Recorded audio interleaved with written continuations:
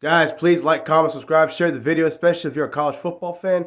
Here we go. Texas A&M can lose this game. I've already picked A&M, but Miami's very capable. Here's a few reasons why they could beat A&M on the road. Number one, Mario Cristobal. I know I said in my recent video that he's not going to do a lot in his first year. I still don't think he's going to be a playoff team or an ACC championship team, but they'll be pretty darn close. Year 2 or 3, that's a different story. You got Tyler Van Dyke. He's a really good quarterback. He's used to making big, explosive plays.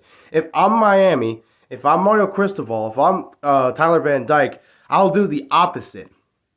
I'm still going to throw a lot, but I'm going to remember, there's a clock in my head. I need to get the ball out of my hands as soon as possible. I throw a lot of slant routes, a lot of screen passes, simple stuff to really make Texas A&M defend those plays. And then later on in the game, I'm going to take shots downfield and take advantage of that defense in terms of already calling these plays. And A&M's going to shut that down or at least compete with that. Excuse me. And then they're going to take shots downfield. That's what I'm going to do if I'm Tyler Van Dyke. You got to mix up your run game with the passing game. That way you're not one-dimensional the whole time. I know A&M's defense is not Georgia's or Alabama's right now. Alabama's defense was pretty good against Texas. But it's still pretty darn good. And yes, it can shut you down, especially if you can't block them up front. Number 2, improvement. Miami's defense was terrible last year. I think Miami's defense will be good enough to at least compete with A&M's offense. I say compete because I know A&M's offense has struggled, but again, it's already week 3. You know Jimbo's an offensive guru.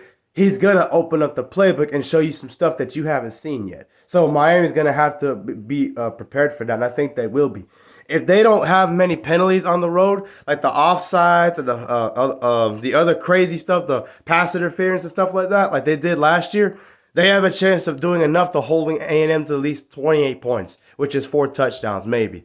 But if I'm Miami's defense, what was I going to say? Oh, yeah, hold them to field goals best as you can. Because A&M's probably going to move the football. They got good running backs. So you got to bottle it up enough to where make them earn every yard and then hold them to field goals. If Miami does all of these things, they can win this football game. I think they can win this game. I don't think they're going to because it's an SEC Texas A&M team with far more talent than Miami has.